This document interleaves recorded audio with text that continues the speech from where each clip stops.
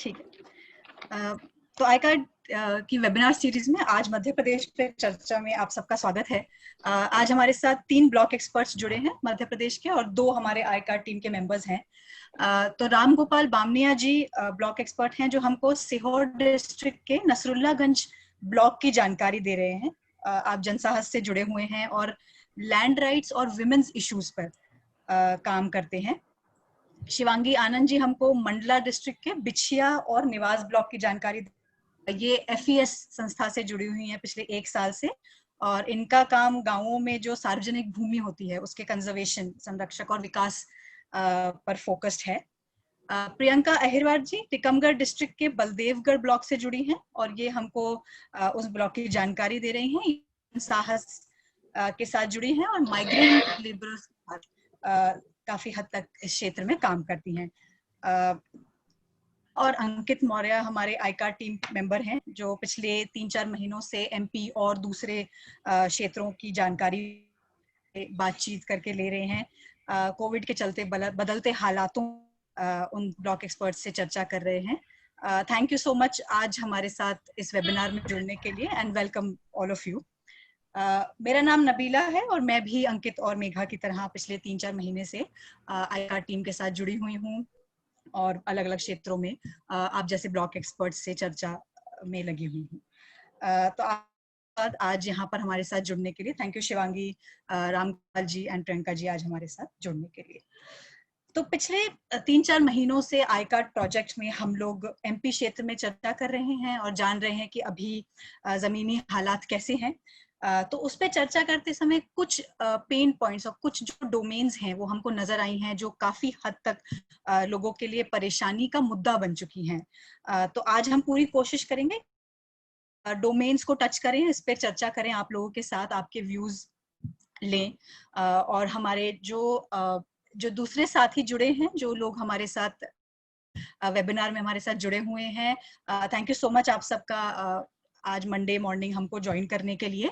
आपके भी सवाल हैं हम अंत में लेंगे, तो आप जो चैट विंडो है उस पर अपने क्वेश्चंस डाल सकते हैं और हम पूरी कोशिश करेंगे कि एंड में हमारे ब्लॉक एक्सपर्ट्स को हम ये क्वेश्चंस पोज करें और उनसे उनके रिस्पॉन्सेज लें। तो वेबिनार को चालू करते हुए सबसे पहले हम जो सबसे पहला जो पेन पॉइंट, सबसे पहला जो इशू हमने मध्य प्रदेश में देखा है, माइग्रेंट लेबरर्स पर देखा है। तो हम पहले उन पे चर्चा शुरू करते हैं। शिवांगी जी आपसे चालू करना चाहूंगी। तो आपसे जब मैंने बात करी तो पता लगा कि लगभग 60 से 70% लोग आपके ब्लॉक्स में हैं जो बाहर जाते हैं काम करने के लिए। तो और आपके ब्लॉक में काफी आदिवासी कम्युनिटीज भी हैं, जैसे बैगा और गौंड कम्युनिटीज जी हैं। तो मैं जानना चाहूंगी आपसे कि उनके इस समय पे हालात कैसे हैं, अगर प्रवासी मजदूरों पे और आदिवासी कम्युनिटीज पे हम आप थोड़ा फोकस करके हमको बता पाएं। तो ये जिस तरीके का क्षेत्र है यहाँ पे जो सोर्स ऑफ लाइवलीहुड है एक तरीके से एग्रीकल्चर बेस्ड सोसाइटी है ये, जहाँ पे एग्रीकल्चर सिर्फ उस तरीके से होता है जो जिसका कमर्शलाइजेशन उस हद तक हो नहीं सकता। तो हर परिवार से लगभग ऑन एन एवरेज हर परिवार से एक इंसान जाता ही जाता है माइग्रेशन पे। नाउ गिवन जो स्थिति थी, जिस हड़बड़ी में लोग वापस आए हैं, उसके बाद काफी डिफिकल्टीज उनको फेस करना पड़ा वापस लौटने में, या फिर यहाँ पे जिस तरीके से चीजें रही वो इन जनरल काफी कंफ्यूजन का वक्त था। अभी उसके बाद That's okay, कोई नहीं, कंटिन्यू। तो अभी जो उसके बाद लोगों ने वापस काफी कम पॉपुलेशन था जिसने वापस जाने का प्लान किया था, एंड जिन्होंने प्लान किया था लॉकडाउन खुलते ही निकल गए। और मैक्सिमम लोगों की बैकअप स्ट्रैटेजी थी कि वो एग्रीकल्चर में ही एंगेज रहेंगे। हाउएवर एग्रीकल्चर दिस टाइम, क्योंकि मॉनसून काफी अनटाइमली रहा, पहले साइक्लोन वाली बारिश से लोगों ने शुरू की, तो उस वजह से वो स्ट्रैटेजी भी उनकी थोड़ी सी फेल होती नजर आई। तो लोगों ने काफी ब्लॉक्स में मतलब ब्लॉक ऐसे जो टाउन है, टाउन में ऐसे लेबर बेस्ड एम्प्लॉयमेंट ढूंढने की कोशिश करी है और वो कर रहे हैं। लेकिन वो जो फ्रैक्शन है वो काफी छोटा है। जैसे वो सीजन शुरू होता है, क्योंकि लोगों को आशा रही थी कि एग्रीकल्चर पे ज्यादा काम कर पाएंगे इस वक्त। तो इस तरीके से देखें तो उनकी मतलब हमारे माइग्रेंट लेबर जो अभी रुक रहे थे, उनको काफी आय के तौर पे अगर देखें तो उनको काफी दिक्कत महसूस हो रहा है। एक तो ऑलरेडी एक्सपेक्टेशन इनकम की इस बारी कम थी, हाउएवर उसके बावजूद मतलब फिर भी जो जितना उनको एक्सपेक्टेड था, however that was low, that is also not working out really well. तो इस वजह से काफी मुश्किल में तो हैं लोग। थैंक यू शिवांगी जी। मैं आपका वीडियो ऑफ कर दिया था क्योंकि शायद ऑडियो में इशू हो रहा था। तो जैसे आपने बताया कि काफी लोग क्योंकि मूव करते हैं और आपके क्षेत्र में काफी सस्टेनेंस को लेकर एग्रीकल्चर होता है, तो thank you for sharing that insight. Ramgopal ji, आपसे एक सवाल इसके बाद करना चाहूंगी मजदूरों को लेकर, कि आपके क्षेत्र में हमें देखने को मिला कुछ प्रवासी मजदूर लौटने लगे हैं वापस, वो रिवर्स माइग्रेशन थोड़ा हम देख रहे हैं के हालात हुए कि अब लोग वापस जाने लगे हैं और किस हद तक लोग वापस लौट रहे हैं। रामगोपाल जी, आपको ये सवाल।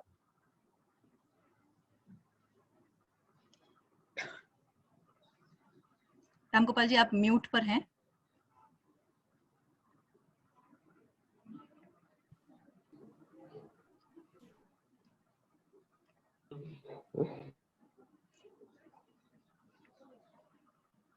हेलो रामगोपाल जी, आप म्यूट पर हैं। जी यूँ कह रहा था मैं, अभी जो प्रवासी मजदूर है जो आ गए थे अपने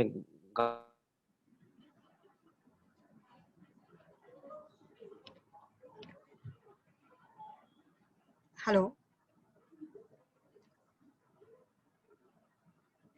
गाँव से जा रहे और शहरी जी क्षेत्रों से जो बड़ी बड़ी फैक्ट्री वाले हैं, उन्होंने अपने लिए मजदूरों प्रवासी मजदूरों के लिए गाड़ी भेज रखी है। तो अभी जो है कि अधिकतर लोग तो गाड़ी से वापस जो उन्होंने बड़ी बड़ी बस भेज रखी है।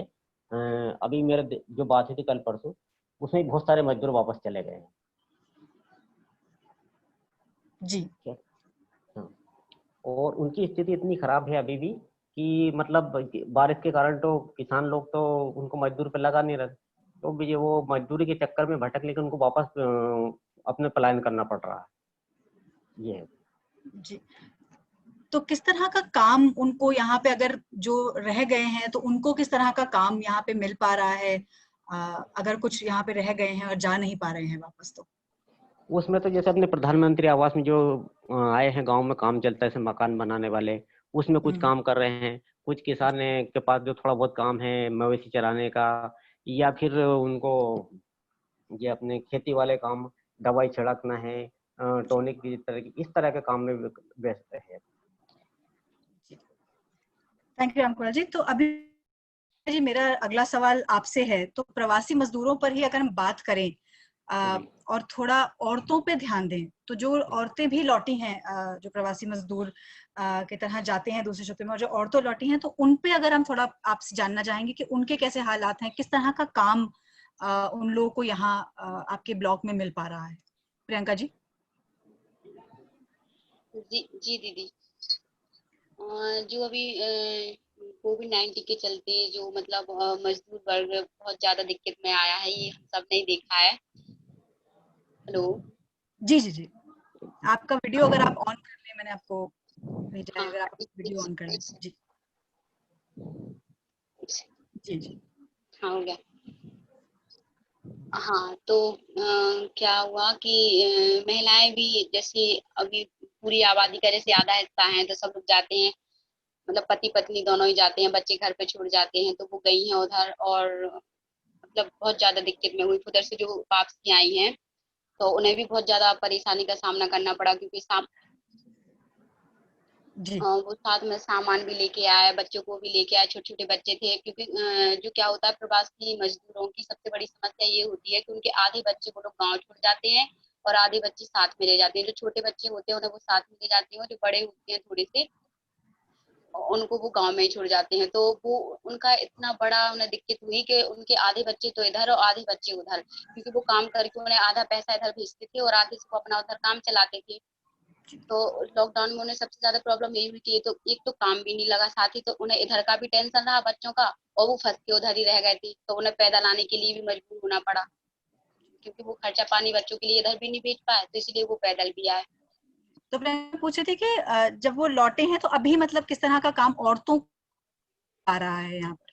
अभी तो गांव में मतलब जैसे मनरेगा है, तो उसी में जैसे मनरेगा में क्या है कि अधिकतर लोग पुरुषों को ही काम देते हैं उधर, क्योंकि जो मिट्टी का काम होता है या ऐसे खुदाई उदाई का काम होता है, तो अधिकतर मतलब पुरुषों ही को उधर काम दिया जाता है। फिर हाँ, कुछ काम ऐसे होते हैं जैसे आवास का निकला है, तो उसमें कुछ महिलाओं को मतलब कुछ हद तक, जैसे अगर आप बात करें तो 10 में से 4 महिलाओं को ही काम मिल पाता है मनरेगा में। तो अभी मतलब उतनी स्थिति नहीं है अच्छी के मतलब जैसे पहले थी वैसी नहीं है, क्योंकि इधर काम एक को ही मिलता था, तो इसीलिए तो वो पलायन करती थी, तो उधर अब दोनों आदमी मतलब दोनों ही करेंगे, पति पत्नी, ऐसी दिक्कत आई है तो मतलब अभी। रामगोपाल जी, थैंक यू प्रियंका जी। रामगोपाल जी, आप औरतों के विषयों पे काफी काम करते हैं, तो मैं बिल्कुल आपसे भी ये सवाल करूंगी कि अभी औरतों को किस तरह की काम को लेकर दिक्कतें आप देख रहे हैं कि अभी आ रही हैं? अभी ग्रामीण क्षेत्रों में तो महिलाओं के लिए सबसे बड़ी दिक्कत है कि काम उनको मिलता ही नहीं है, सबसे बड़ी दिक्कत। दूसरी समस्या ये है कि अगर काम पे चली भी जाती है तो फिर उनको मजदूरी वो 8 दिन बाद मिलती है। गाँव में सबसे बड़ी दिक्कत ये है, क्योंकि किसानों के पास पैसा नहीं रहता तो वो देते हैं भाई अगले हफ्ते देंगे, और अगर मिल भी गया, कहीं से मिल भी गया तो फिर जैसे 500 रुपये है तो 200 रुपये देंगे भाई अगले हफ्ते देना।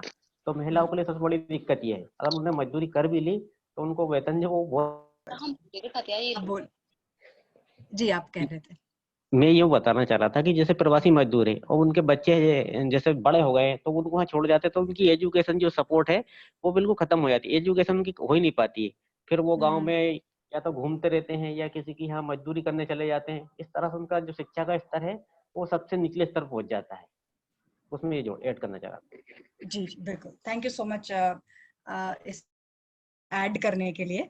जी तो हमने भी क्योंकि मध्य प्रदेश में काफी हद तक डेटा इकट्ठा किया है पिछले 3 महीनों से, तो मैं चाहूंगी कि अंकित मौर्य आप बताएं कि माइग्रेंट्स के हालात लॉन्जिट्यूडनली अगर देखें तो कैसे से लेके अभी तक बदले हैं। Over to you Ankit. Please put the data sheet up. Yes, I just. तो जिस तरीके से हम देख रहे हैं कि माइग्रेंट्स के हालात एक्चुअली कॉन्स्टेंटली वो स्थिति खराब होती गई। जैसे जब शुरुआती समय में माइग्रेंट्स लौटना शुरू हुए थे, वहां से अगर मैं बात करूं तो जो तैयारियां थी स्टेट लेवल पे या ग्राम लेवल पे उनके आइसोलेशन या क्वारंटाइन की, उसमें काफी खामियां थी और लोगों को कई बार अपने खेतों में ही रुकना पड़ा। अपने उनके घर वाले उनको खाना वगैरह प्रोवाइड कर रहे थे, तो जो कि एक तरीके से एक सेफ्टी के नजरिए से देखा जाए तो एक हैजार्ड भी था, लेकिन क्योंकि तैयारियां पूरी नहीं थी तो वो भी करना पड़ा लोगों को।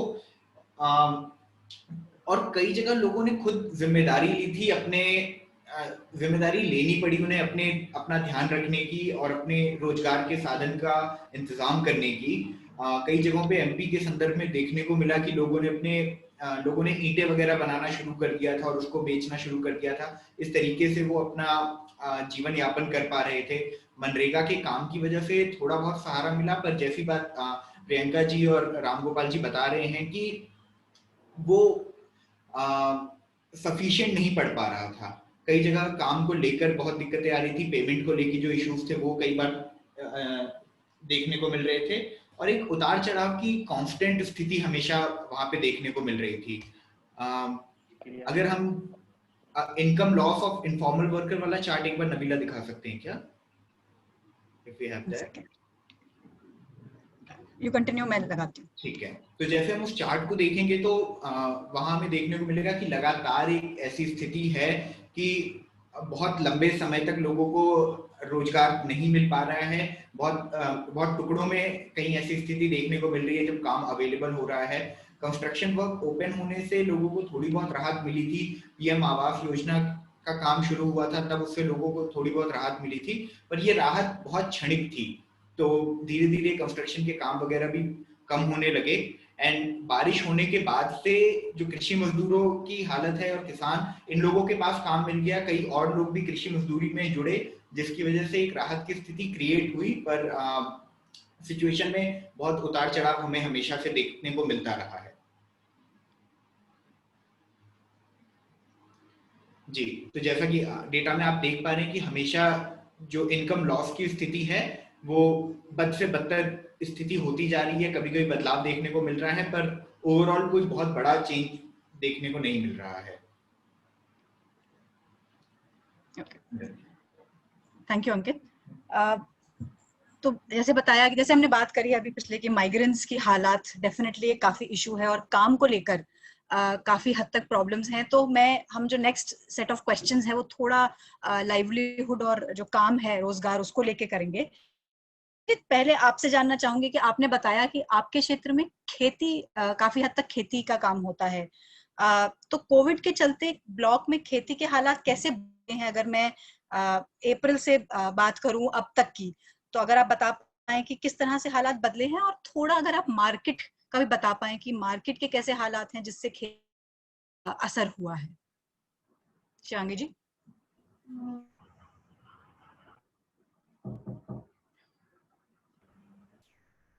तो अगर हम अप्रैल से बात करें तो उस टाइम रबी की कटाई का वक्त चल रहा था।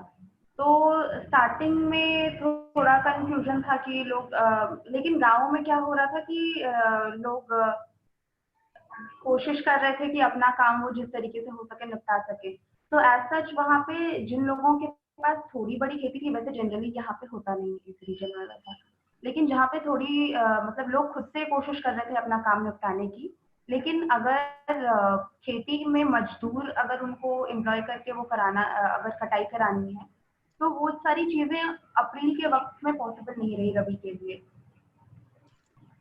अब खेती में लोगों की जब कटाई का काम पूरा हो गया तो लोगों की स्ट्रैटेजी यहाँ पे चूंकि मोस्टली सब्सिस्टेंस मतलब सिर्फ अपने खाने साल भर के खाने के लिए लोग अनाज उपजाते हैं, और उसके बाद उनकी कोशिश होती है कि अगर कुछ एक्स्ट्रा बच जाए तो वो अक्सर क्या होता है कि वो ट्रेड करते हैं चीजों की, जैसे उनको मार्केट से सामान की आवश्यकता पड़े उस हिसाब से वो अपना गल्ला या जो NTSP होता है, जो महुआ या पलाश हो गया, चार चिरौंजी जो भी लोग इकट्ठा करते हैं, वो उस हिसाब से वो ट्रेड करते हैं।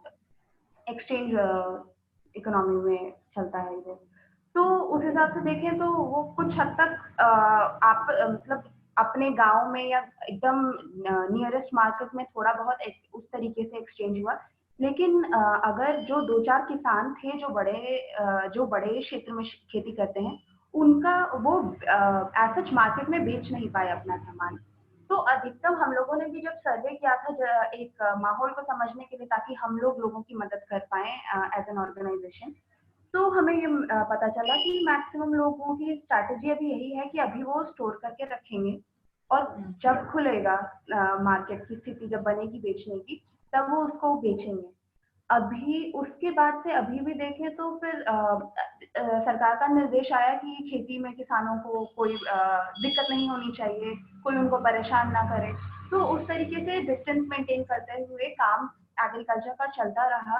लेकिन हाउएवर इनपुट मतलब जो मार्केट से जो सामान जैसे बीज हो गया, या कुछ किसान हैं जो रासायनिक खाद या इस तरीके का खाद यूज करते हैं, उनको ये सब चीजें एक्सेस करने में डिफिकल्टी आई। थोड़ी डिफिकल्टी 2 तरीके की थी। इनकम, क्योंकि उनके पास अब कैश उतना होता नहीं है, और जो माइग्रेंट्स थे जो कैश मतलब वो आय लेकर आते हैं, जिस आय का प्रयोग फिर इनपुट खरीदने में होता है जो कि रह जाता है। तो उस तरीके की वो चूंकि वो जल्दी जल्दी में आए तो अधिकतर लोगों के पास वो पैसे थे नहीं, तो उस वजह से थोड़े कुछ लोगों को उस आय की दिक्कत हुई। और उसके बाद जो दूसरे तरीके की दिक्कत थी कि अभी मार्केट तो अगर कृषि विभाग आपकी मदद कर पा रहा है तो ठीक है, तो आप कुछ हद तक एक्सेस कर पाएंगे। लेकिन अदरवाइज जो मार्केट है वहां से, चूंकि ये कटा हुआ क्षेत्र है, तो ट्रांसपोर्टेशन की दिक्कत हुई। ट्रांसपोर्टेशन के कारण मार्केट में भी इनपुट नहीं है, तो लोगों को वो भी खरीदने में, खरीद के लिए ये 2 मेजर दिक्कतें रही हैं इन टर्म्स ऑफ एक तो आय, और दूसरा आय जो इनपुट खरीदने के लिए चाहिए वो इनपुट भी नहीं मिल पाया।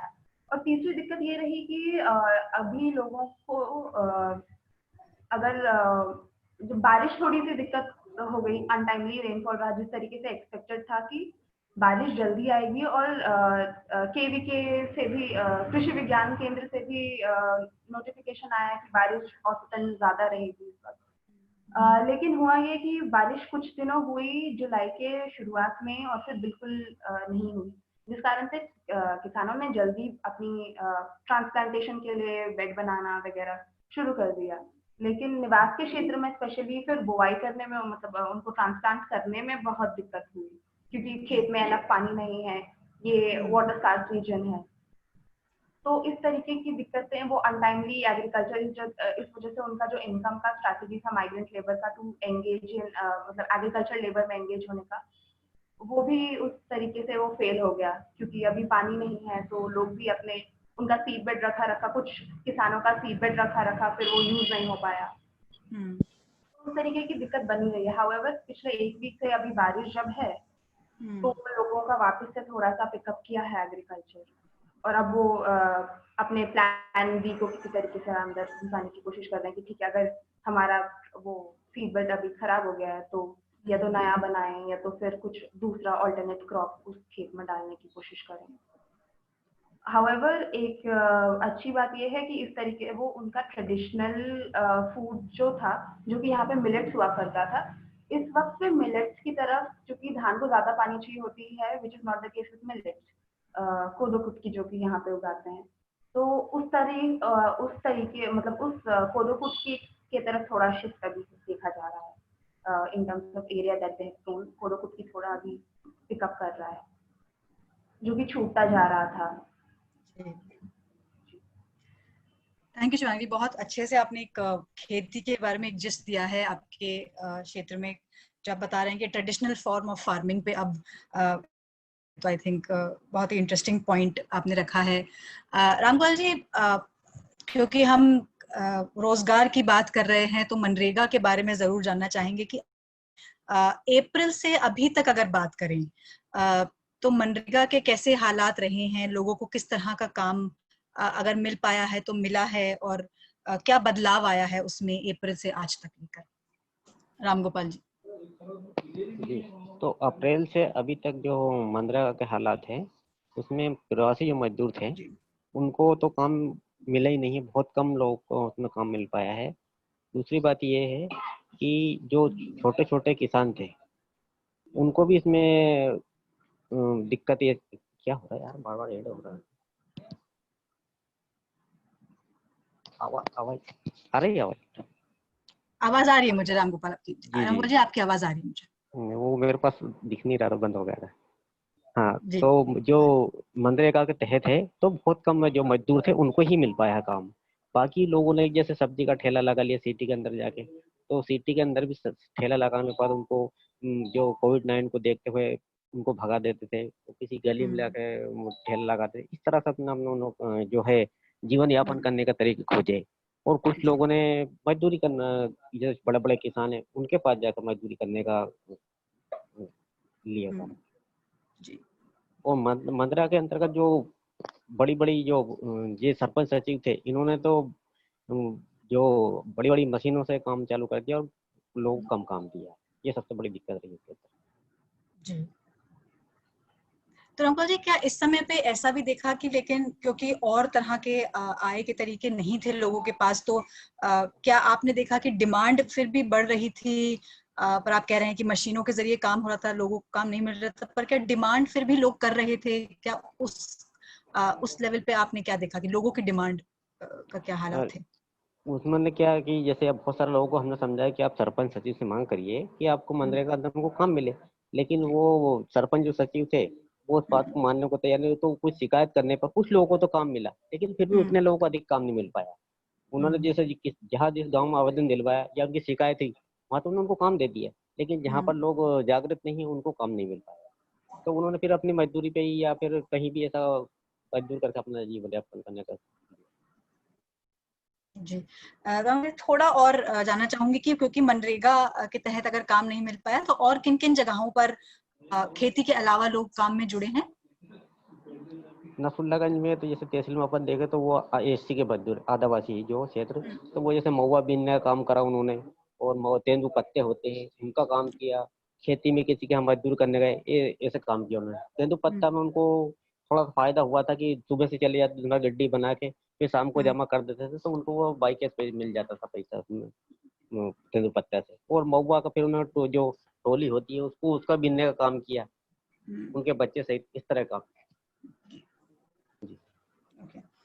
थैंक यू रामगोपाल जी। एक रोजगार को लेके आपके क्षेत्र हमें एक थोड़ा अंदाजा देने के लिए थैंक यू।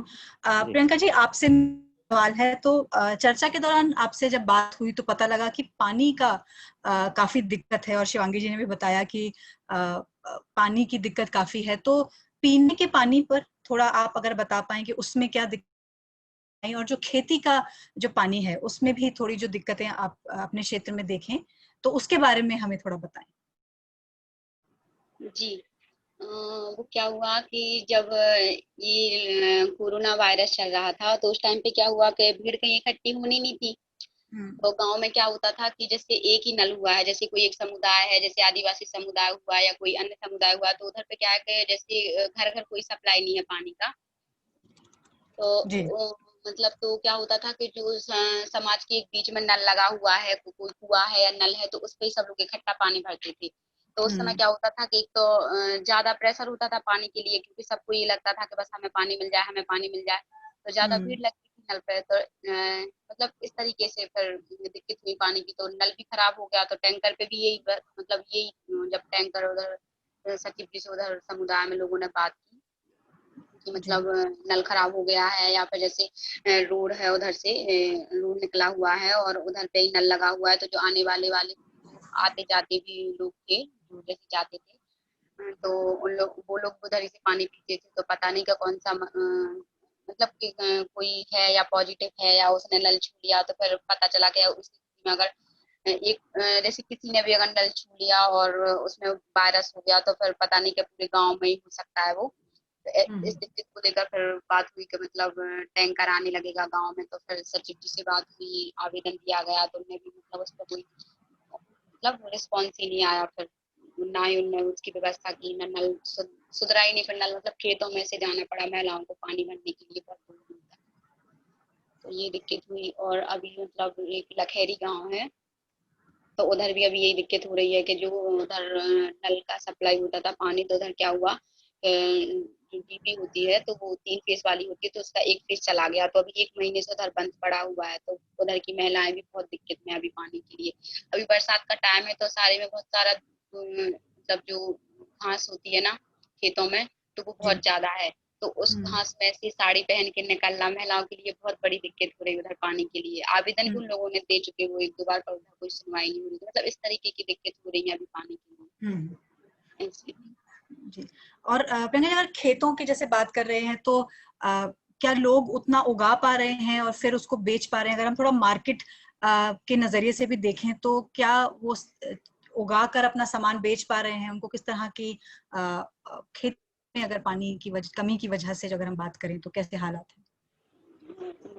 हाँ, उसमें भी वही है कि जैसे बरसात, जैसे अभी का जो सीजन होता है बरसात का, वो जैसे अधिकतर देखा जाए तो वो बरसात पे ही पूरा आश्रित होता है कि अभी का जो होता है। तो वैसे बरसात कम हुई अभी पहले, जब पिछले साल के हिसाब से लिया जाए तो इस साल थोड़ा कम हुआ बारिश, तो उसके हिसाब से कम मतलब जैसे जो उड़द की खेती की उसमें कीड़े भी लग गए पानी की कमी की वजह से। मतलब जब चाहिए होता है तो तब नहीं मिला, उसके बाद फिर गिरा भी है पानी, तो थोड़ा सा उसमें भी हानि हुई। और साथ ही जो मतलब उगाया गया है, तो जैसे लॉकडाउन होता है तो जैसे कहीं कहीं विलेजों में क्या होता है कि एक दिन स्थायी होता है कि संडे को ही मार्केट लगेगा कि गुरुवार को ही मार्केट लगेगा। तो क्या होता है कि जिस दिन मार्केट लगा होता है तो अदर विलेजों के मतलब जो छोटे छोटे मजदूर होते हैं वो अपना खेतों से जो सामान लाते हैं तो वो बाजार में ही लाते हैं मार्केट में बेचने के लिए। तो क्या होता है कि लॉकडाउन की वजह से उनने मतलब जो गवर्नमेंट अधिकारी उन्होंने बोल दिया था कि जहाँ पे भीड़ वाली जगहों पे उन्होंने उस दिन बंद कर दिया जिस दिन मार्केट लगता है। तो इस तरीके से उन्हें मतलब दिक्कत का सामना करना पड़ा, क्योंकि क्या होता है कि इकट्ठा पूरा सामान लाए मार्केट में रखा, उधर ही खपत कर देते थे, पूरा बेच देते थे। पर उधर ऐसा नहीं हो पाया। फिर उन्होंने क्या किया कि गाँव में बेचा। तो अब जो 10 रुपए की उन्हें चीज बेचनी है इकट्ठी रख के, तो वो मतलब कम में ही बेच के गए, तो उन्हें थोड़ा सा लॉस हुआ है क्योंकि उन्हें बेचना था अपना पूरा सामान ऐसे। जी। Thank you Priyanka ji. Market बंद, जो बड़े मार्केट्स लगते हैं जहां पर ज्यादातर लोग अपना सामान एक जगह लाके बेचते हैं, उसके बंद होने से प्रॉब्लम्स आ रही हैं लोगों को अपना सामान बेचने के लिए, और इधर उधर जाना पड़ रहा है, घूमना पड़ रहा है। थैंक यू आप ये पॉइंट लेके आने के लिए। तो मनरेगा पर जैसे रामगोपाल जी ने बताया कि कैसे थोड़ा एमपी में जो स्टेट वाइज हमने बात करी है, पूरे स्टेट में जो हमने बात करी है, तो उसमें थोड़ा पैटर्न देखने को मिला है। तो मैं मेघा से रिक्वेस्ट करूंगी कि Megha, if you could quickly talk about MNREGA में क्या पैटर्न्स देखने को मिले हैं और क्या लगता है आपको क्या इश्यूज हैं। I will just share the screen.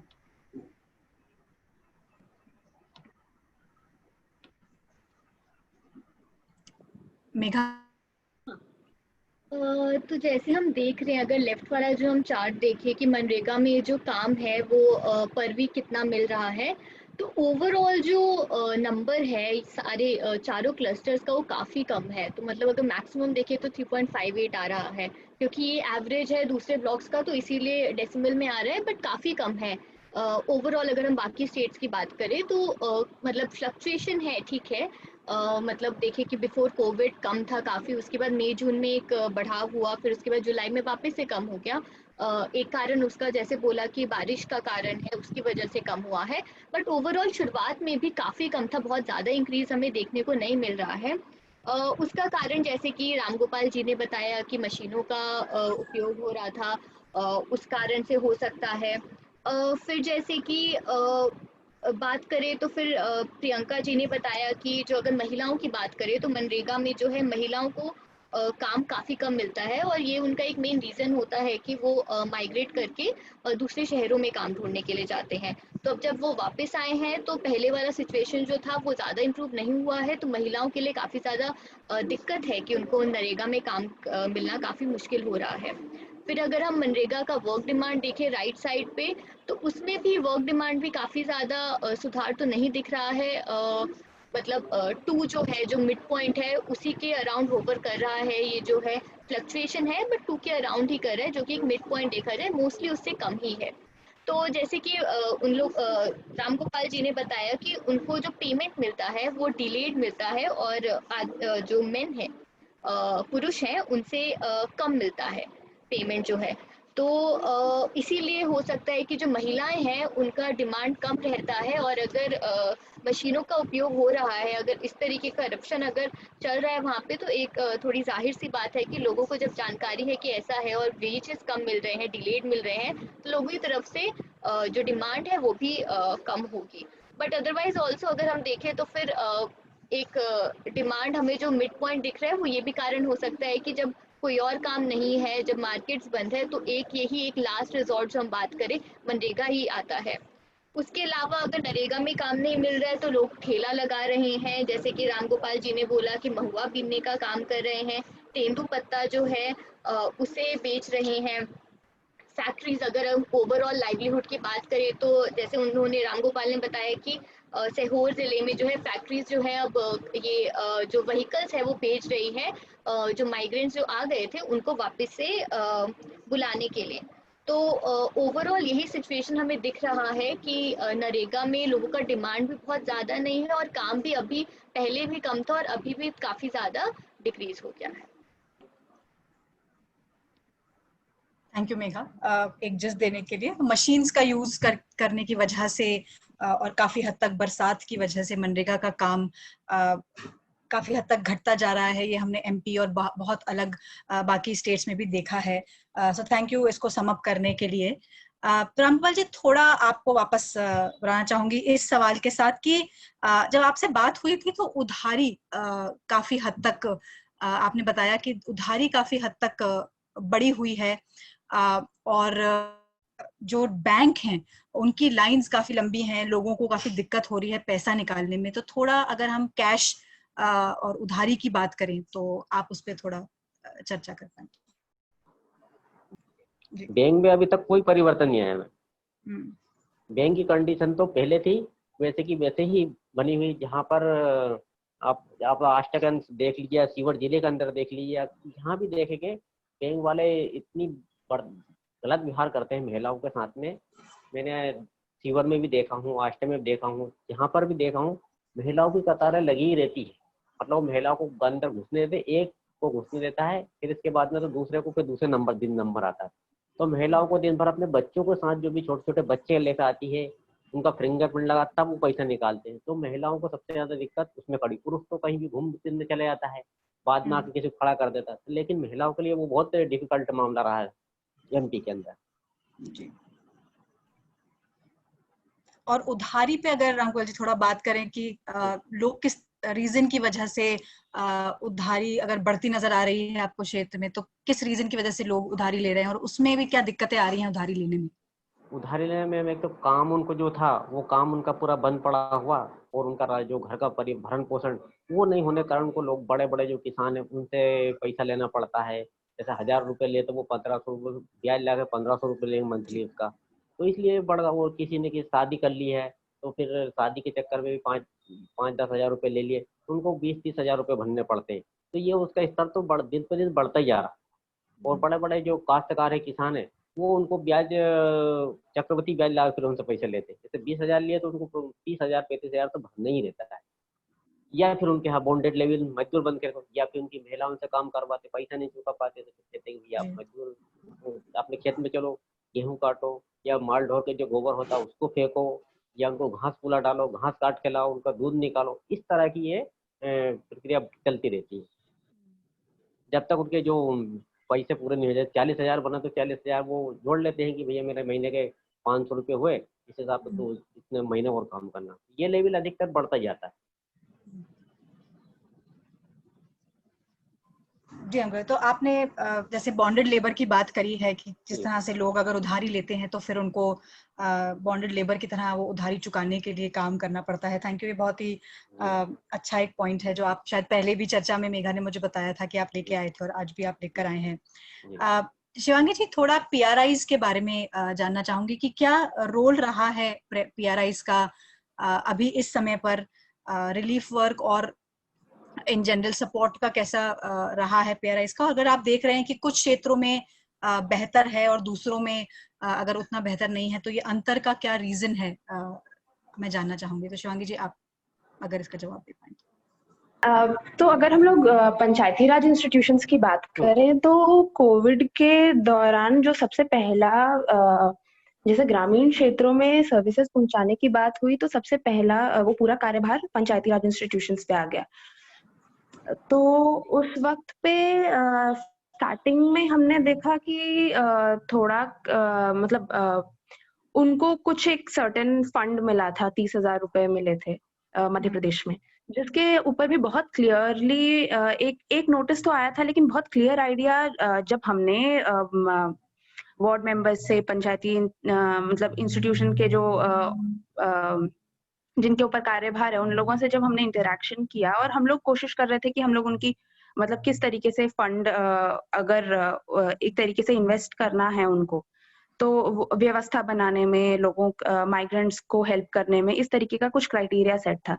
तो हमारे पास चूंकि ग्राउंड सपोर्ट होता है, तो हम लोगों ने हमारी कोशिश थी कि हम लोग उसको बेस्ट यूटिलाइज करने में उनकी मदद कर सकें। हाउएवर ये फंड कहाँ से आएगा, एग्जैक्ट पर्पस क्या है और किस तरीके से इसको यूज करने का है, उसका काफी कंफ्यूजन था लोगों को। तो उस तो आई थिंक इसके ऊपर एक क्लियर अंडरस्टैंडिंग बन नहीं पाई थी पंचायत के साथ सरकार की। तो उस चक्कर में काफी जगहों पे ये फंड किस तरीके से इस्तेमाल हुआ, इसकी कोई क्लियर आइडिया इसका एक्चुअली कहीं मिल नहीं पा रहा है। कुछ मतलब जहां तक कोशिश होती है, लोग जुड़ते हैं और कोशिश करते हैं चीजों को समझने की, लेकिन उसका क्लियर आइडिया एज सच बहुत नहीं था। तो एक बेसिक अंडरस्टैंडिंग थी कि कई जगहों पे एकोमोडेशन सेट किया, मतलब फैसिलिटीज बनाई गई कि जो मजदूर आ रहे हैं वो वहां पे रह सकें। लेकिन एक चीज मानने वाली बात होगी कि एसएचजीज को जिस तरीके से इस्तेमाल किया गया इस वक्त पे पंचायती राज इंस्टीट्यूशंस के द्वारा, कि तुरंत से अभी अगर खाने वाने की बात हुई या जिस भी तरीके का टास्क होता था, उस टास्क में इस एसएचजीज को की मदद लेना और उस तरीके से उनकी मदद से फिर चीजें प्रोवाइड करवाना, ये चीज काफी स्पेशली खाने के केस में, अब मजदूर वापस लौट के आ रहे हैं तो उनको फूडिंग लॉजिंग, तो लॉजिंग सेट है अगर कहीं, तो फूडिंग की अलग प्रॉब्लम आती है, तो फूडिंग को उस सॉरी तरीके से। शिवांगी, थोड़ा सा आप रिपीट कर पाए, हम थोड़ा मिस कर दिया बीच का पार्ट। जी जो आप प्रॉब्लम बता रहे थे, जो एसएचजीज का यूज करके जो पीआरआईज ने किया है, उसके बाद आप एक प्रॉब्लम शायद मेंशन कर रहे थे। जी, तो मतलब फूडिंग लॉजिंग की ये 2 तरीके की व्यवस्था करनी, जो हेल्थ चेकअप है उसके साथ एक फूडिंग लॉजिंग की है। तो हेल्थ चेकअप के लिए लोग चूँकि मतलब हेल्थ डिपार्टमेंट काफ़ी इस वक़्त पे वो भी पीआरआई का पार्ट है, हमारे एएनएम और आईसीडीएस सेंटर्स के वर्कर्स जिस तरीके से काम कर रहे थे, आशा कार्यकर्ता, आंगनवाड़ी वर्कर्स, वो तो सराहनीय है क्योंकि पूरा-पूरा उन्होंने ही सँभाला है।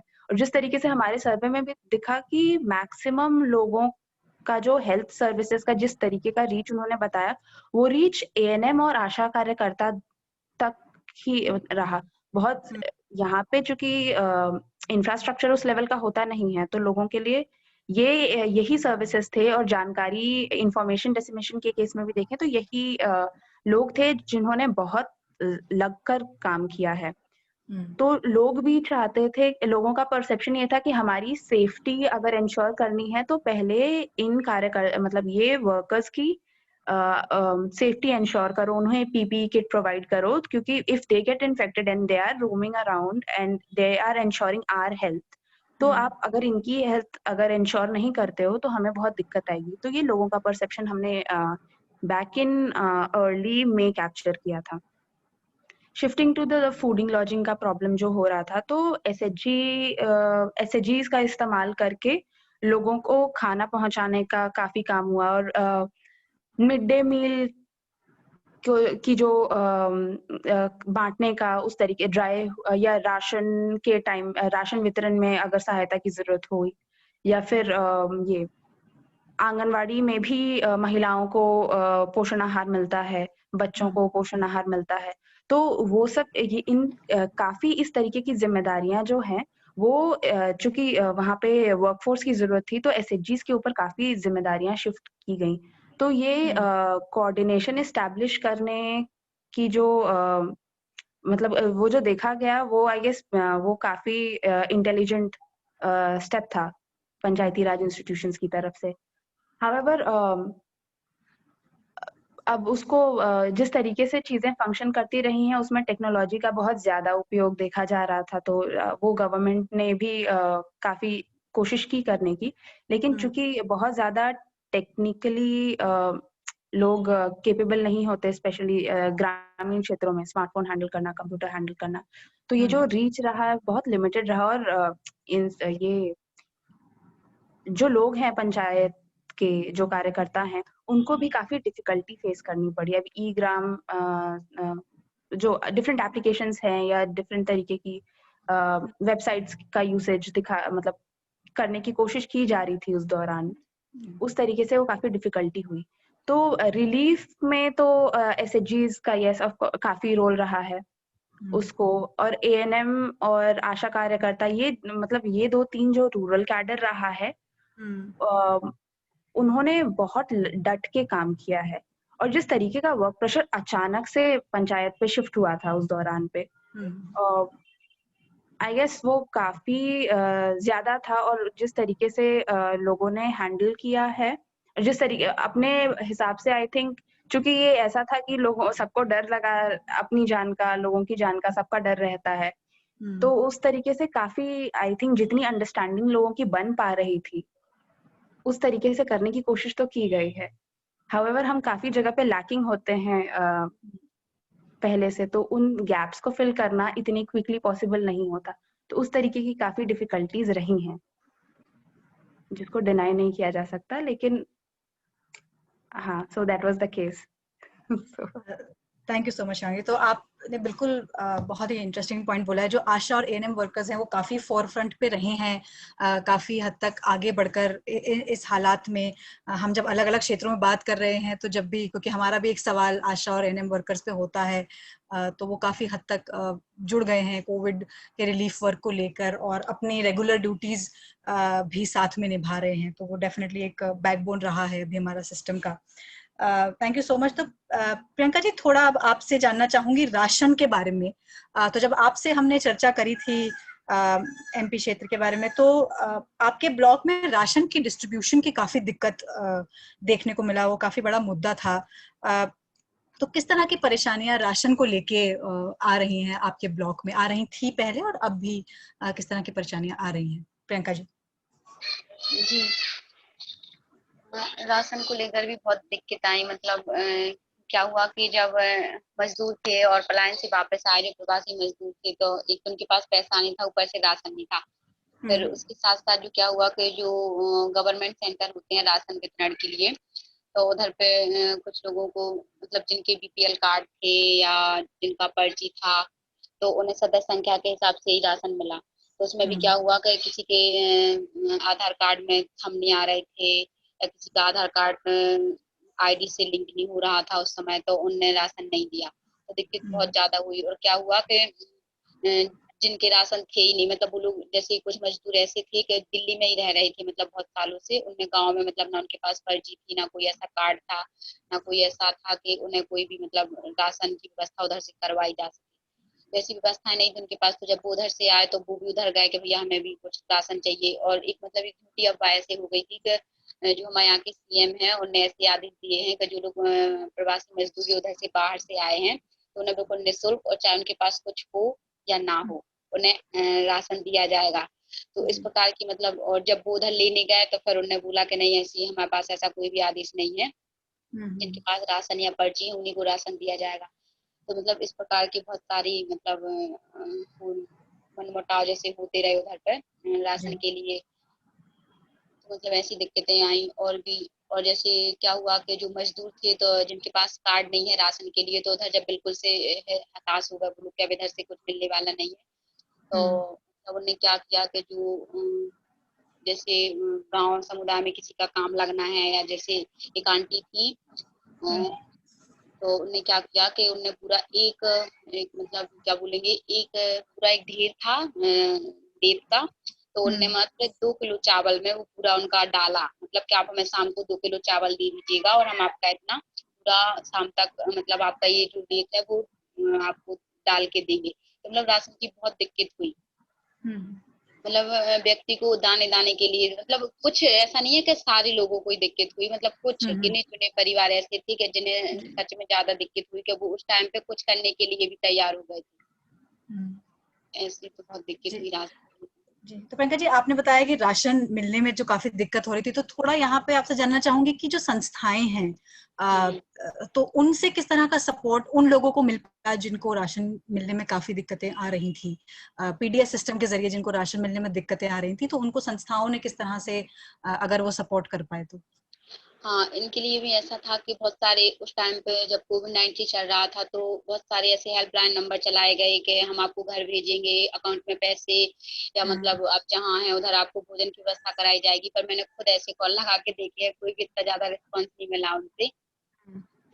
तो ऐसी बहुत सारी चीजें थी। और साथ ही जो संस्थाएं हैं, तो मतलब मदद हुई है, मतलब कुछ हद तक ऐसे हुआ कि उसमें क्या था कि जैसे आपके पास अगर खाने के लिए नहीं है और आप 2 किलो चावल में किसी के दिन एक मतलब पूरा दिन मजदूरी कर रहे हैं सिर्फ 2 किलो चावल के लिए, तो उस स्थिति में आपके पास फोन भी अवेलेबल नहीं है।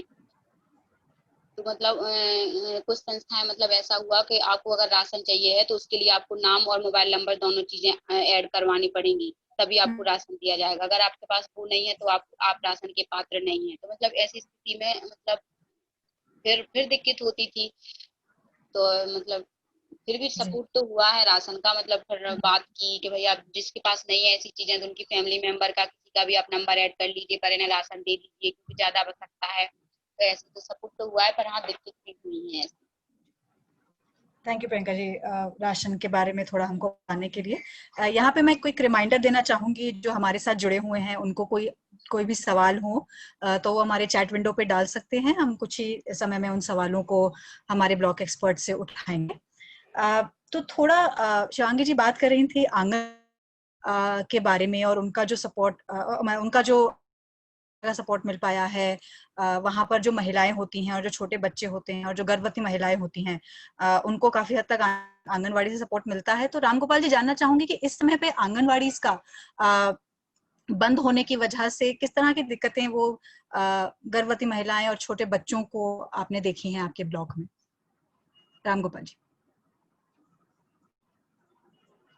खुलता नहीं था इसमें, कम से 8 दिन में खोलते थे, मंगलवार की जो भी दिन वो निश्चित करते थे उसमें खोलते थे।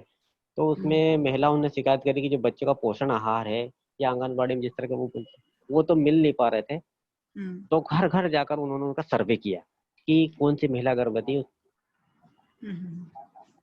हाँ, तो उनमें उन्होंने घर घर जाकर उनका सर्वे किया है, उनको जिनसे जो महिलाओं को जानती थी उसके हिसाब से उसमें पूर्व महिला को पोषण आहार जो था वो उपलब्ध कराया। और जो टीके उनको लगना था वो भी उनको मतलब 8 दिन में जब खोलते थे तो वो कम इकट्ठे करते हैं। जैसे 10 महिला हैं तो एक महिला को बुला लिया, फिर मतलब जो कोविड-19 को लेकर उन्होंने सोशल डिस्टेंस थी उसका पालन करते हुए महिलाओं को सपोर्ट किया है। थैंक यू अंकपाल जी। जहांगीर जी, आपने बताया था कि टेक्नोलॉजी इसमें एक और रहेगा कि जी बिल्कुल उनने ये जो सामान है जो पोषण आहार था वो घर घर जाकर भी बांटा है। जैसे घर चले गए उनके, उनसे बात किया कि ये आपके बच्चे पोषण आहार, तो घर घर जाकर बांटा है। जी थैंक यू। जी, आंगनवाड़ी और जैसे मैं पहले बताई थी कि आशा और एनएम वर्कर्स काफी बैकबोन रहे हैं इस समय पे। शिवांगी जी, आप टेक्नोलॉजी का एक्सेस की बात कर रही थी कि लोगों को काफी हद तक दिक्कतें होती हैं ग्रामीण क्षेत्रों में टेक्नोलॉजी को लेकर।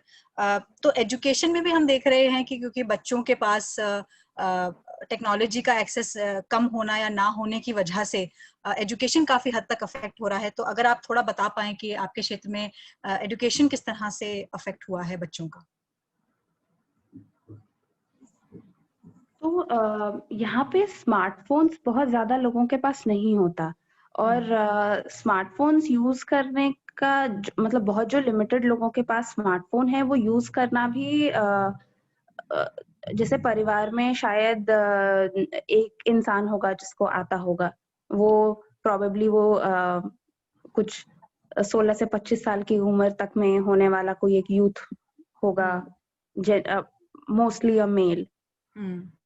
और तो इस तरीके से देखें, और ये स्कूल गोइंग बच्चे नहीं हैं इस वक्त, मतलब ये जो एज है, तो स्कूल गोइंग बच्चों के लिए एक तो कि स्मार्टफोन वगैरह होता नहीं है परिवारों में, ये लो इनकम वाला इलाका है। तो ऐसा पुराने फोन मतलब हम लोगों ने जो बेसिक फोन्स देख रखे हैं, वो बेसिक फोन्स अक्सर लोगों के पास, मैक्सिमम लोगों के पास वही होता है। स्मार्टफोन्स अगर मतलब बहुत कम लोगों के पास होता है। तो ये जो शिफ्ट है वो बहुत ज्यादा काफी दिक्कत वाला है, क्योंकि बहुत ज्यादा लोग एक्सेस नहीं कर पाते उस तरीके से। जितने लोग कर भी पा रहे हैं उनको भी दिक्कतें आती हैं इस तरीके की, क्योंकि वो बहुत कम चीजें यूज कर पाते हैं, मतलब यूज इतना फ्रेंडली नहीं है ये सारे डिवाइसेस, गिवन कि एक तरीके का लैंग्वेज होता है। अभी स्मार्टफोन्स इंग्लिश में हैं, हर उसका हिंदी आप करके भी यूज करो तो फिर भी आपको शायद ना समझ में आए, क्योंकि पहले तो बहुत यूज नहीं कर रखा है लोगों ने। तो इस तरीके से मतलब लोगों को चीजें समझने में ही बहुत दिक्कतें आती हैं कि अगर इसको यूज भी मतलब ये जो बहुत स्मॉल फ्रैक्शन है जिनके पास है भी स्मार्ट डिवाइसेस, वो भी बहुत ज्यादा फ्रीक्वेंटली उसको यूज नहीं करते, यूज नहीं कर पा रहे हैं। तो एक तरीके से यहाँ पे कुछ जगहों पे देखा गया कि स्कूल्स के केस में स्पेशली कुछ जगहों पे हमने देखा कि टीचर्स जो हैं वो टोला वाइज ऐसे एक दो घंटे करके जगहों पे क्लासेस ऐसे लगा रहे हैं, दूर दूर बच्चों को बिठा के। तो कुछ जगहों पे तो ऐसा चल रहा है कि गवर्नमेंट स्कूल्स जो प्राइमरी स्कूल्स हैं, सेकेंडरी स्कूल्स हैं, वहां पे कुछ इस तरीके से कभी कभार क्लासेस लगती हैं, लेकिन वो भी बहुत कम है, मैक्सिमम जगहों पे क्लासेस नहीं होती हैं। तो एजुकेशन बहुत ज्यादा इफेक्ट हुआ है इस समय पे। कह सकते हैं कि एक्चुअली अगर लर्निंग के सेंस में देखें तो ये 1 साल बच्चों का बर्बाद हुआ है काफी हद तक। Thank you Shivangi ji. Education की बात हम चर्चाओं में और पता लगा है कि इस समय बच्चों की जो एजुकेशन है वो काफी हद तक अफेक्ट हो रही है। प्रियंका जी, आपसे थोड़ा हेल्थ के बारे में जानना चाहूंगी। तो आपने बताया कि कोविड, हम देख रहे हैं कि कोविड के बढ़ भी रहे हैं, तो क्षेत्र में हेल्थ रहा है, क्या वो बेहतर हुआ है या और ज्यादा बिगड़ता दिख रहा है कोविड केसेस के चलते? प्रियंका जी। जी, कोविड के चलते जो हेल्थ का है तो वो ऐसे हुआ जी, है कि अगर हम मतलब हेल्थ केयर की तो कैसा रहा है कोविड केसेस के चलते को? हेलो। हाँ जी प्रियंका जी। हाँ, तो जो मतलब कोविड के चलते हेल्थ ऐसी रहा कि मतलब उस टाइम तो ज़्यादा क्या हुआ था कि पूरा टोटली सब बंद कर दिया था कि अगर एक केस भी कहीं निकलता था तो बिल्कुल पूरा जैसे प्रशासन है तो वो भी पूरा हरकत में आ जाता था कि मतलब पूरा एरिया ही लॉक कर देते थे, वो लोग ना आना जाना कुछ भी सब बंद था। तो जैसे जैसे क्या हुआ कि जो हेल्थ का क्या होता था कि जो गवर्नमेंट हॉस्पिटल थे और मतलब पूरा ही बंद था, जैसे गवर्नमेंट तो खुले होते थे पर क्या होता था कि उधर जैसे अगर कोई भी मजदूर है या मतलब कोई ऐसे व्यक्ति है जिनके पास जिन्हें हेल्थ चेकअप के लिए गवर्नमेंट हॉस्पिटल जाना है तो उन्हें मतलब कोई उधर रिस्पॉन्स नहीं कोई दिया जाता था। मतलब एक ये मतलब चलता था कि अभी कोरोना चल रहा है, अभी आप इधर कोई नहीं होगा, कुछ नहीं होगा, ऐसे मतलब उन्हें प्रियंका जी हेलो। आपकी आवाज कट रही है। हेलो। हेलो। अभी हाँ अभी सही है। हेलो।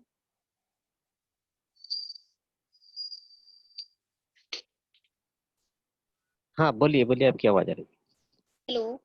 अभी हाँ, तो क्या होता था कि जैसे कोरोना का मतलब इतना प्रभाव था उस टाइम पे, अभी भी है पर अभी क्या है कि जैसे पूरा मार्केट दुकान है सब कुछ खुल गया है, बस एजुकेशन या स्कूल को ही छोड़कर, स्कूल या अभी जैसे कोचिंग वोचिंग सब बंद है, बस बस ये यही चीज है कि अभी प्रशासन इस पे ज्यादा कोई ऐसा एक वो कदम नहीं उठा रही कि ये भी ऐसा मतलब मास्क वास्क लगा के सैनिटाइजर करके तो ये भी खुलना चाहिए, पर इसे छोड़ के बाकी पूरा ही सब ओपन कर दिया है। तो उस टाइम ऐसा नहीं था, तो जो गवर्नमेंट हॉस्पिटल थे या मतलब प्राइवेट हॉस्पिटल थी तो उनमें कोई भी ऐसा अदर जो मरीज था जैसे सिर दर्द हो रहा है या बुखार है या कोई अन्य बीमारी है तो उसके लिए कोई। हेलो। हाँ जी, बोलिए प्रियंका जी। हाँ, तो सर क्या होता था कि उन्हें कोई मतलब इतनी अहमियत नहीं दी जाती थी, ना ही कोई दवाई, ना ही कोई उनका पर्चा बनाया जाता था, बस खड़ी लाइन में तो खड़े रहा और मतलब भगा भी दिया जाता था कि अभी इधर कुछ हो ही नहीं रहा है। तो मतलब हम्म, एक यही था कि कोविड 19 को इतना ज्यादा प्रमुखता उस टाइम पे दे दी गई थी कि अन्य बीमारी के लिए कोई भी जगह नहीं थी।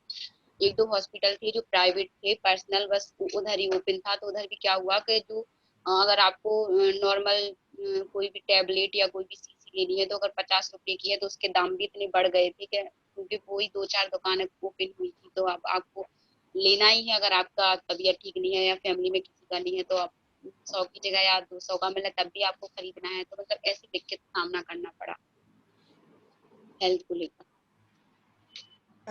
थैंक यू प्रियंका जी। तो आई थिंक हमारे ब्लॉक एक्सपर्ट्स ने काफी हद तक सवालों के जवाब दे दिए हैं, तो अभी फिलहाल कोई सवाल नहीं है, तो मैं चाहूंगी कि मैं एक रैप अप की तरह आप तीनों से जानना चाहूंगी कि किन चीजों पे आने वाले दिनों में आपको लगता है प्रशासन को फोकस करना चाहिए। तो हम रामगोपाल जी आपसे स्टार्ट करते हैं कि आने वाले समय में क्योंकि कोविड के चलते और वो तो रहेगा अभी कुछ समय तक, ये बात बिल्कुल चल रही है, तो आने वाले समय में प्रशासन को किन चीजों पर फोकस करना चाहिए?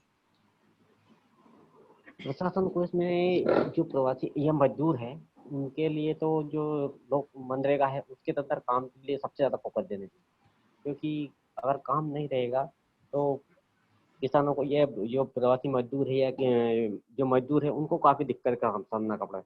दूसरा उनको ये स्कूल वाला है एजुकेशन वाला, इसके ऊपर एक्शन लेना चाहिए कि बच्चों की जो छोटे बच्चे हैं, बड़े तो ठीक है लेकिन छोटे बच्चे तो जब से कोविड-19 चला है जब से उन्हें पुस्तक हाथ में लेना छोड़ दी, बच्चे घूम रहे हैं, बैठे हैं घर में खेल रहे हैं, टीवी देख रहे हैं, ये उनकी एजुकेशन सबसे बड़ा असर पड़ रहा है।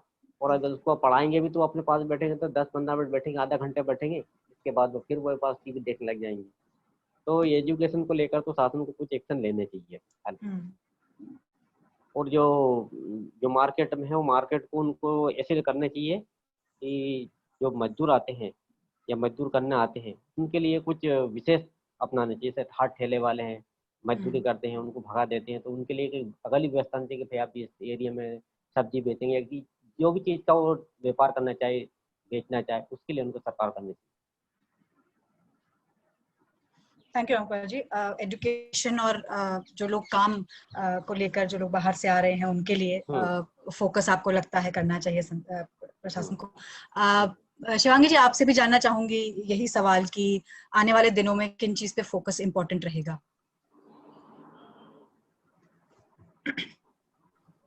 अगर बेसिक प्रॉब्लम्स के केस में देखें तो रामगोपाल जी ने बहुत सही बात कही है कि एम्प्लॉयमेंट जो है वो बहुत ही वो प्रायोरिटी पे होना चाहिए।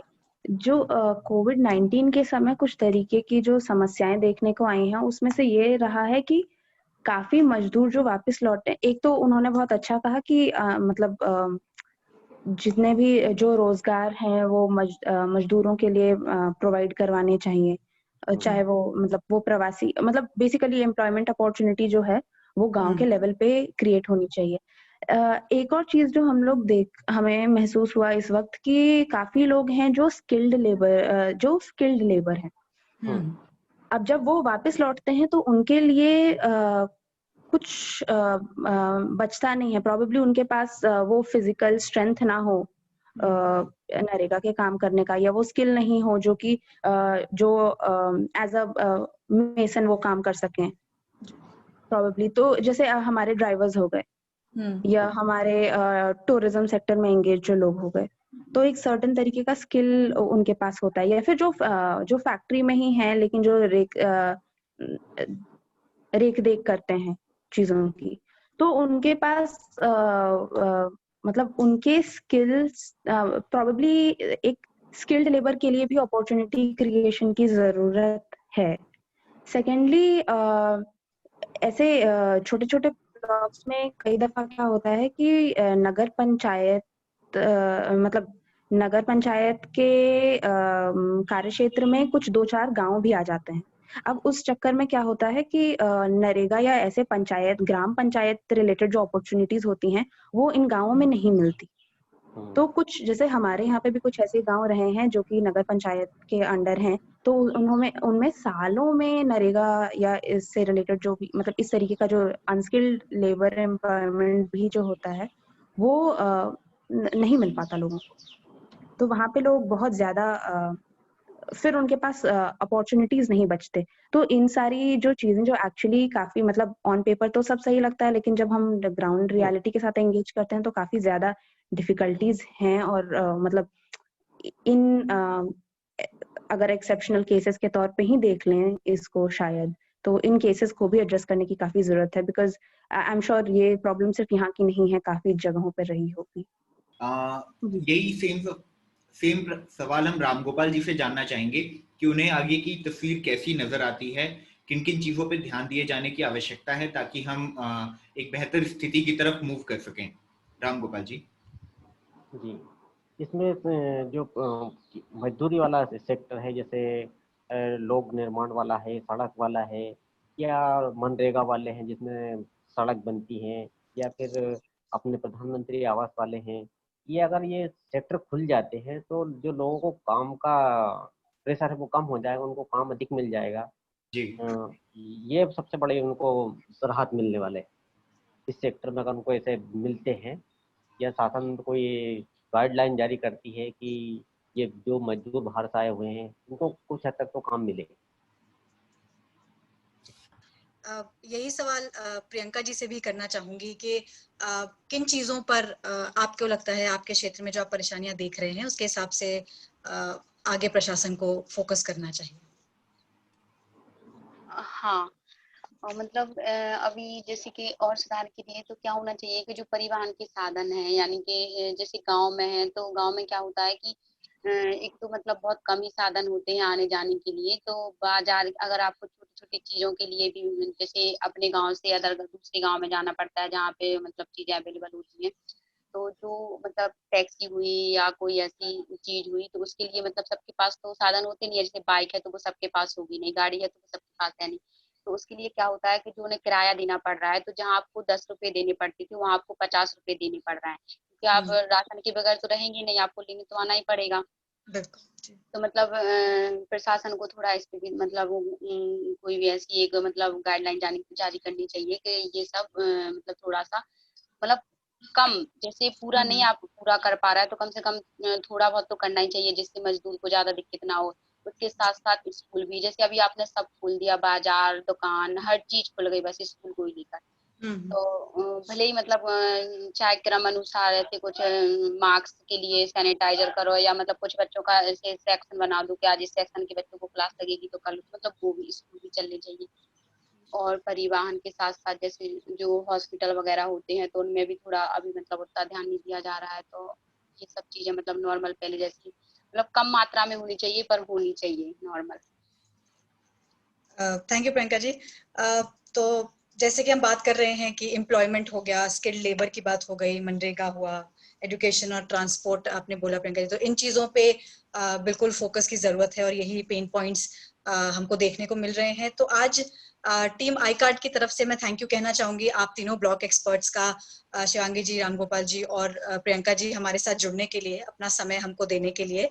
Ankit and Megha, thank you so much for being a part of the panel and sharing your insights with us today. जैसे कि हम पहले भी हमारी ये कोशिश रह रही है इस वेबिनार के साथ कि ये चर्चा चालू रहे और आगे चलती रहे, ये बातें होती रहें, और जो जिस तरह से हम कह रहे हैं कि जिन चीज़ों पे फोकस हो वो बेहतर हो आने वाले समय में। इस वेबिनार से बाकी लोगों का जो जुड़े हुए हैं, थैंक यू सो मच अपना समय निकालने के लिए, हमारे साथ आज जुड़ने के लिए। अगले चैप्टर में हम आज दोपहर 3 बजे बिहार की चर्चा करेंगे, तो मैं उम्मीद करूंगी कि आप लोग उससे जरूर जुड़ें। आज एमपी की चर्चा में जुड़ने के लिए थैंक यू सो मच, बहुत बहुत धन्यवाद।